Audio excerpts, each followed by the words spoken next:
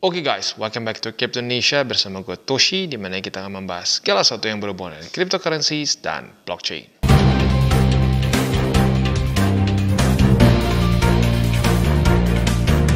Oke, jadi pada hari ini akan sedikit berbeda dibandingkan dengan biasanya. Kalau kita review, biasanya lebih ke review kripto. Untuk hari ini berbeda, kita akan review mengenai FBS. Nah, FBS ini adalah suatu broker di mana kita bisa trade berbagai macam aset kelas di luar dari kripto. Begitu. Jadi mungkin buat lo nih yang selama ini ngerasa, aduh bang, gue trading futures tuh mungkin kerasanya terlalu volatile bang untuk kripto. Nah, gue bisa nggak sih bang pakai TA untuk di aset kelas lain?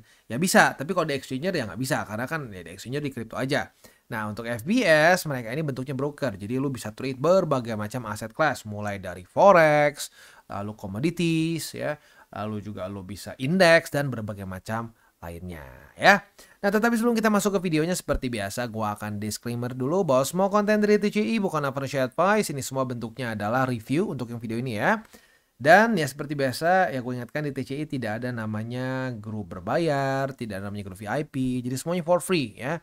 Nah, kok bisa gratis ya? Salah satu caranya adalah dengan kita mereview berbagai macam platform, brokers, maupun juga berbagai macam proyek kripto. Begitu. Tapi garis bawahi, kita nge-review bukan nge-shield. Jadi kita akan bahas semua dari sisi positif maupun negatifnya ya. Sip, untuk FBS ini sendiri seperti apa? Oke, untuk mainly-nya FBS ini sendiri lebih ke trading forex ya. Walaupun nggak cuma forex ya, ada berbagai macam aset lain seperti yang kita bisa di sini. Ada ada forex, juga ada logam. Logam itu ini ya, seperti emas, silver, lalu copper dan lain-lainnya. Lalu juga ada indeks, saham, energi dan banyak lagi lah begitu ya. Nah, jadi ada sampai lebih dari 550 instrumen yang bisa kita tradingkan begitu. Dan yang unik juga di sini adalah eksekusinya cepat dan stabil begitu ya. Nah, selain itu juga kalau dari perspektif kita yang misalkan biasa trading kripto, ya keuntungannya dengan kita bisa mengakses berbagai macam aset kelas lain, nah kita bisa memilih yang lebih kecil volatility-nya gitu. Jadi ya kadang-kadang ada yang merasa bahwa aduh bang, gue trading futures kayaknya kurang cocok gitu. Bahkan buat gue BTC aja suka terlalu cepat pergerakannya. Nah, dengan lu trade di aset kelas lain, nah itu lu mungkin bisa merasa bahwa oh, ternyata ada ya, kita bisa pakai ilmu TA kita tapi di aset kelas lain, jadi jantung mungkin lebih nggak terlalu kencang gitu berdetaknya ya. Tapi baik lagi, walaupun benar ya aset-aset kelas lain lebih kecil volatility-nya atau relatif lebih kecil dibandingkan dengan kripto, ya lu tetap bisa over leverage dan tetap bisa juga kena liquid begitu. Jadi margin call, liquid tuh nggak cuma sekedar di kripto aja ya, di forex juga bisa. Tetapi in general ya, kalau kita secara bandingkan ya relatif lebih tinggi di kripto gitu secara volatility-nya gitu ya. Nah, selain itu juga untuk di FBS ini yang mungkin jauh lebih mudahnya dibandingkan dengan broker-broker yang zaman dulu gua pakai adalah ya ini depositnya bisa berbagai macam cara gitu ya. Kita bisa di sini. Untuk deposit itu mereka bisa pakai BCA, lalu juga bisa pakai BNI, pakai BRI, dan buat lu yang misalkan udah terbiasa pakai kripto bisa juga ya.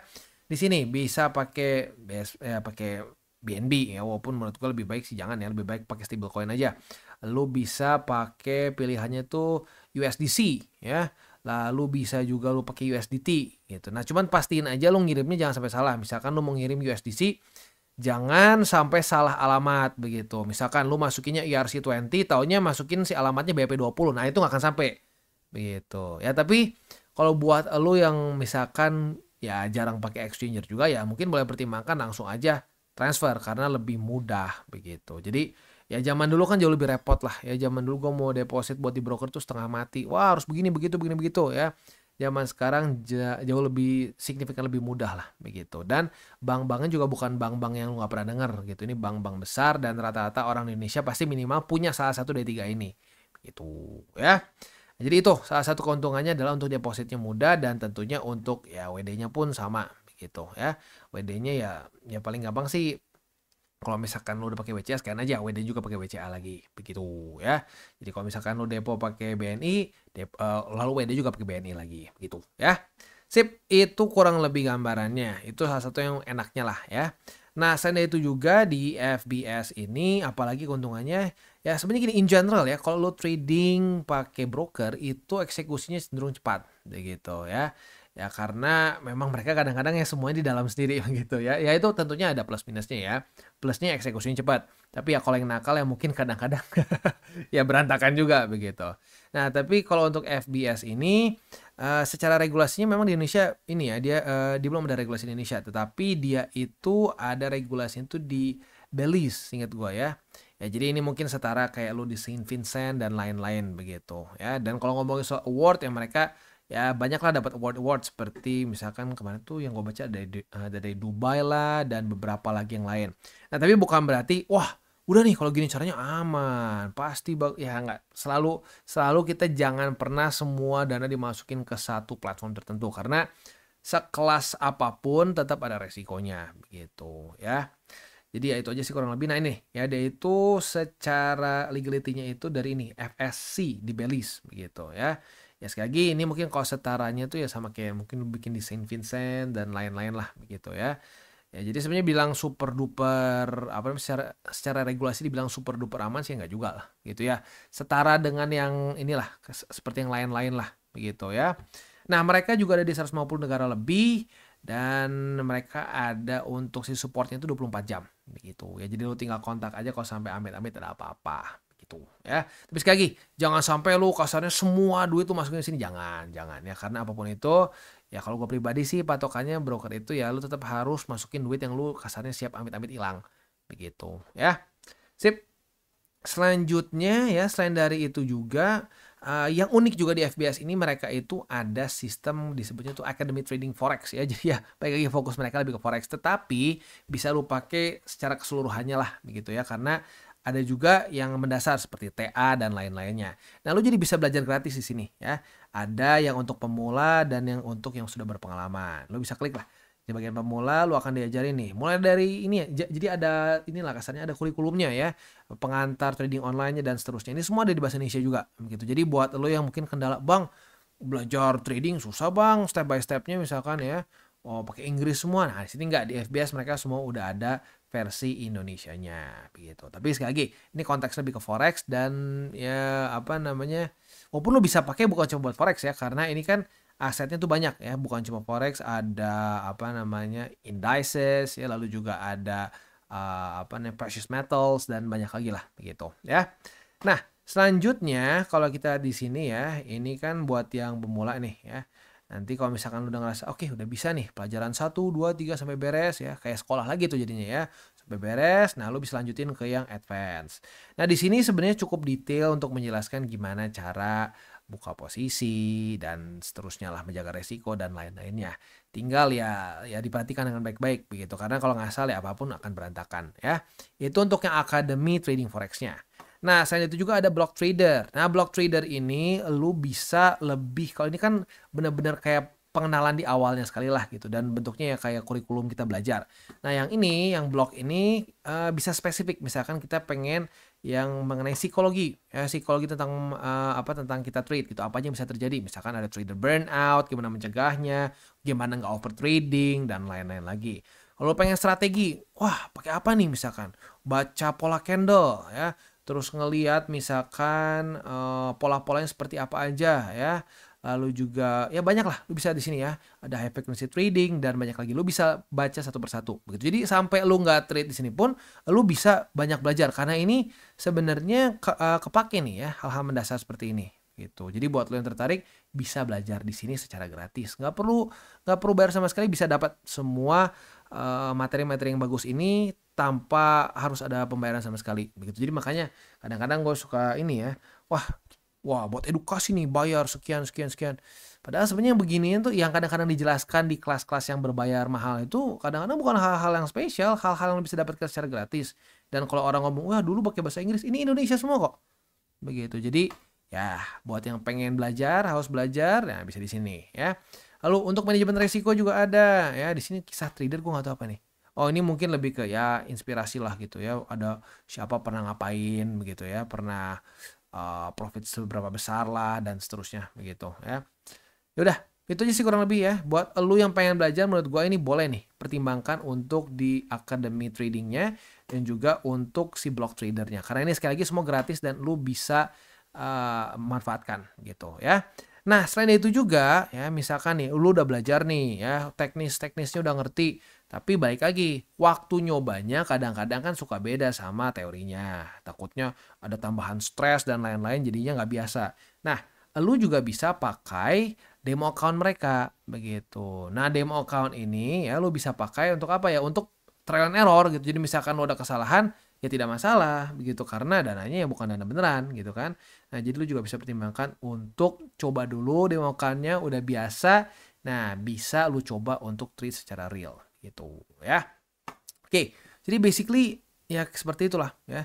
Sisanya mungkin yang unik lagi di sini ada leverage-nya bisa sampai ekstrim gede. Nah, jadi makanya gue bilang volatility benar lebih cenderung lebih rendah dibandingkan dengan kripto, tetapi lu juga leverage-nya bisa nggak kira-kira. Jadi kalau leverage-nya nggak kira-kira, ya samanya bisa mati juga begitu. Jadi menurut gue sih at the end of the day kontrol di lo begitu. Tapi kalau lo pengen yang in general lebih less volatile ya di sini ya di berbagai macam aset-aset yang lebih sudah kasarnya lebih ya, aset-aset yang sudah lebih terregulasi lah. Karena kalau sudah lebih terregulasi biasanya pemakaian leverage-nya nggak boleh terlalu ekstrim begitu ya. Sip, itu aja kurang lebih sih gambarannya ya dan ya baik lagi untuk semua apa namanya untuk pembelajarannya ini sebenarnya materi-materinya cukup bagus ya. Jadi kalau buat lu yang minimal pengen belajar gitu ya dan terhambat misalkan dengan bahasanya, nah ini boleh pertimbangkan lah ya. Boleh dibaca-baca karena menurut gua bagus gitu ya. Sip, itu aja kurang lebih gambarannya sih ya dan sisanya ya sudah sih kita mungkin tinggal kasih tahu aja gimana cara spesifiknya untuk kita buka posisi dan seterusnya begitu ya. Dan by the way untuk FBS ini sendiri sebenarnya udah cukup lama ya. Setahu gua tuh kayaknya udah belasan tahun. Kalau nggak salah udah 16 years ya untuk si FBS ini sendiri. Tapi gue lupa spesifiknya berapa tapi udah belasan tahun lah kan udah lumayan lama juga. Dulu kalau nggak salah waktu zaman gua trading forex pun kayaknya gua pernah di FBS ya. Pernah juga pakai FBS begitu. Tapi baik lagi sih gua udah lumayan lama nggak trade nggak trade di broker begitu. Jadi ya udah nanti kita akan kasih lihat juga apa saja perbedaannya dibandingkan dengan exchanger begitu. Oke, sekarang kita masuk ke teknisnya nih dan gua pakai versi MT5-nya. Tapi sebenarnya ada dua pilihan lain ya. Buat lu yang lebih old school misalkan, "Bang, gua pengen pakai MT4." Bisa di sini ya. Ya, tapi gua terakhir sih udah sempat pakai MT5 juga. Gua mungkin nggak setua itu ya. Ya tapi maksudnya ya buat lu yang pengen pakai MT4 boleh ya. Nah, tapi buat lu yang pengen pakai aplikasi FBS juga bisa. Dan ini bentuknya ya lu harus download di Google Play ya. Nah, jadi buat lu yang tertarik pengen pakai itu ya, pengen pakai si app-nya dari FBS langsung aja, monggo bisa begitu. Tapi ya kalau gua pribadi sih udah lebih biasa pakai MetaTrader. So, gua contohnya pakai MetaTrader 5. Nah, hati-hati kalau sampai lu mau download si app-nya, pastikan lu ambil langsung dari sini nih ya. Lu ke aplikasi FBS-nya and then lu klik unduh aplikasi. Saat lu klik ini akan keluar yang si Google Play-nya. Karena ada beberapa yang palsu. Kalau palsu ya otomatis ya ya nggak jelas jadi apa itu ya. Jadi pastikan jangan sampai ke download aplikasi yang palsu. Ya lebih gampangnya sih kalau gua ya udah gua pakai MT5 aja gitu lebih gampang ya. Tentunya kalau lu pakai aplikasi mungkin akan ada perbedaan sedikit. Contohnya untuk sekarang lebih pakai si MT5 atau MetaTrader 5 ya. Nah, untuk lu yang datang dari trading futures mungkin akan sedikit bingung. Waduh, ini kok sedikit kayak jadul gitu ya terlihatnya. Dan memangnya seperti ini. Bahkan MT4 lebih terlihat lebih aneh lagi sebenarnya ya. MT5 udah lebih mending setahu gua ya. Ya tapi gue jujur udah lumayan lama juga sih ngeliat yang MT4 ya. Tapi ya relatif lebih terlihat jadul dibandingkan dengan kita trade menggunakan TradingView begitu. Tapi sebenarnya cara pakainya sih ya mirip-mirip saja sih ya. Misalkan lu pengen ganti indikator, biasanya indikator kan daerah sini. Nah, ini apa namanya lu klik kanan. Kalau gua sih paling gampang seperti ini ya. Ini dari memori yang gue ingat ya. Lu klik kanan, lu bisa misalkan pengen ngubah, pengen pakai line chart bisa, tapi ya jangan lah ya, candlestick lah ya.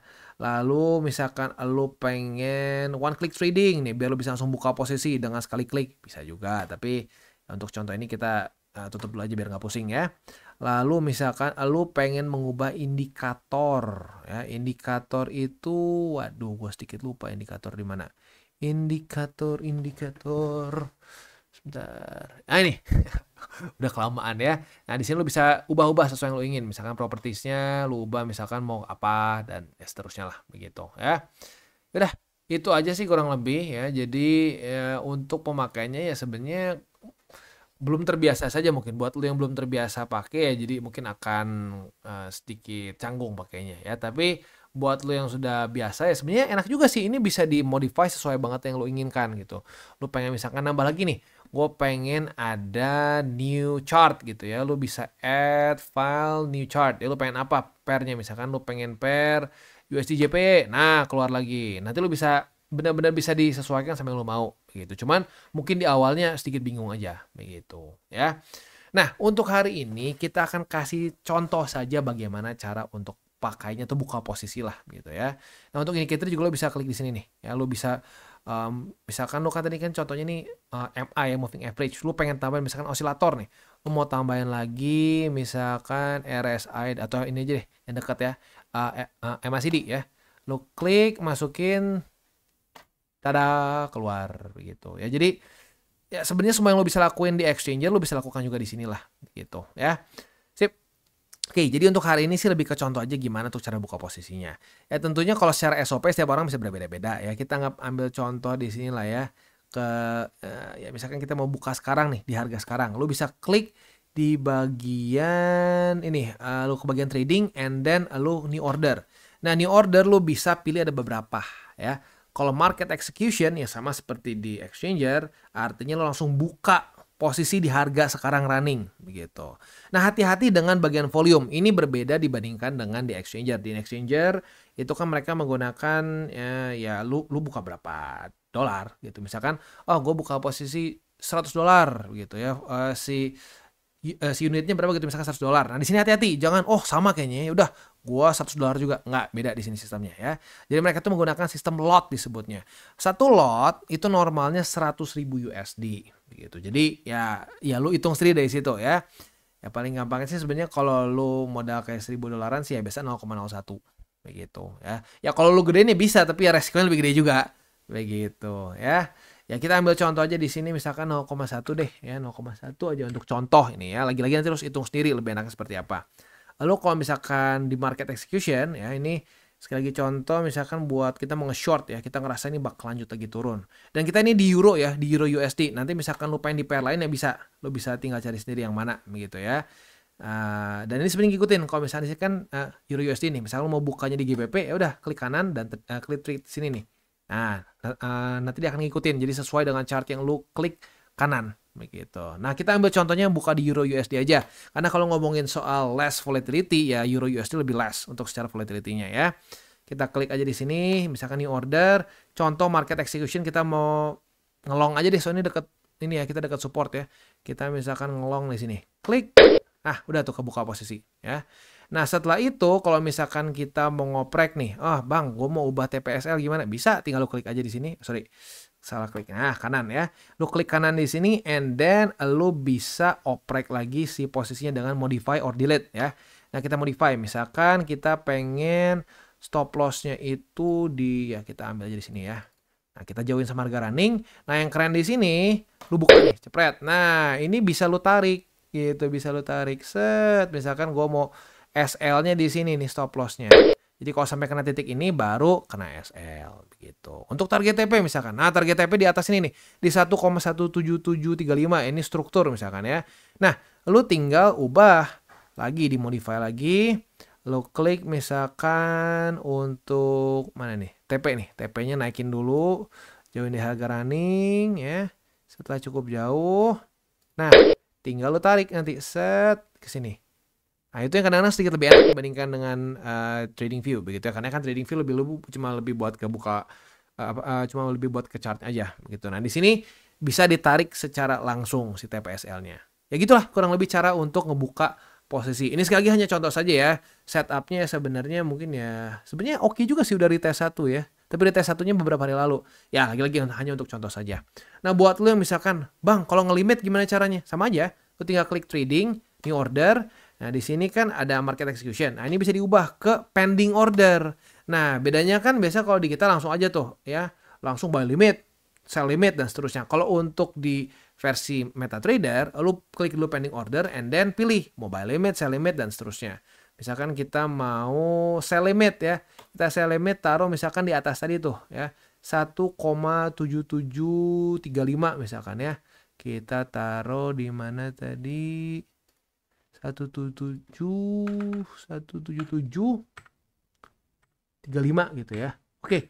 Nah, kita tinggal place. Nah, langsung kebuka tuh ya. Order yang lagi pending. Begitu ya. Nanti saat bukan ini, yang ini. Nah, sell limit nih. Nah, jadi nanti kalau sampai posisinya udah kena dapat, nah dia naik lagi ke atas kayak udah kebuka posisinya. Begitu ya. Pas nih dapat support jadi ya lagi hijau juga atau lagi biru di sini ya. Nah, itu sedikit beda kalau di ini biasakan jadi biru warnanya ya, tapi sama-sama lah kelihatan. Merah means bad, biru means good begitu ya. Ya udah, gitu aja kurang lebih gambarannya untuk buka posisinya. Ya mumpung udah ini juga, ini kan hanya contoh saja, mumpung masih biru juga ya udah kita tutup aja biar kita tutup dengan hal yang positif. Ini kita tutup lagi juga. Jadi kurang lebih seperti itu ya untuk cara buka posisi di di MetaTrader 5. Tapi baik lagi, lebih aman ya lo trading dulu dengan demo. Udah demo account udah biasa ya. Nah, dari situ lo pindah ke real account gitu. Ya, dan sekali lagi gue ingatkan, walaupun benar di sini dia itu ada ya regulasinya ada di Belize di sini ya. Ada regulasinya dan lisensinya itu operasinya itu di Belize di FSC ya. Tetapi baik lagi ya itu secara ya tingkat regulatornya ya bukan kayak di Aussie atau di mana gitu ya, bukan kayak di Australia, bukan kayak di US yang lebih ketat. Nah, ini tuh ya lebih nggak terlalu ketat lah gitu. Jadi makanya lagi-lagi ini bukan berarti jadi kayak wah udah nih ya aman, kita trade semua pakai duit masukin sini, enggak ya, tidak bijak seperti itu. Kita bagi-bagi. Begitu, kita bagi-bagi dan apalagi untuk trading futures ya. Ini kita harus selalu siap untuk bisa benar-benar ya sampai benar-benar jadi nol gitu, karena lagi-lagi trading futures tuh resiko lebih tinggi. Walaupun sebenarnya gue pribadi sih ya kalau bisa jaga resikonya sih aman-aman aja gitu. Tapi kadang-kadang orang tuh suka terlalu nafsu gitu. Jadi pastikan lebih baik lu akun demo dulu sampai udah beres, udah lancar, udah nggak gampang kebawa nafsu, nah baru real account begitu ya.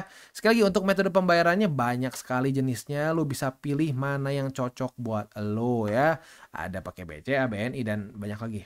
Lu mau pakai kripto pun bisa ya, tapi kalau gue pribadi nggak menyarankan buat lu kirimnya pakai BTC atau inilah. Kalau sampai mau pakai kripto, pakai stablecoin aja, lebih gampang gitu. Dan kalau untuk stablecoin pastikan tepat. Lu pilihnya BEP20 ya lu kopinya yang ini, jangan sampai kopinya salah, karena kalau kopinya salah udah hilang itu duit ya. Jadi hati-hati di bagian situnya ya. Sip, itu aja kurang lebih untuk hari ini ya pembahasannya untuk FBS. Lagi-lagi ini bentuknya review. Ya dulu gue pakai sih oke, aman semua, gak ada masalah juga.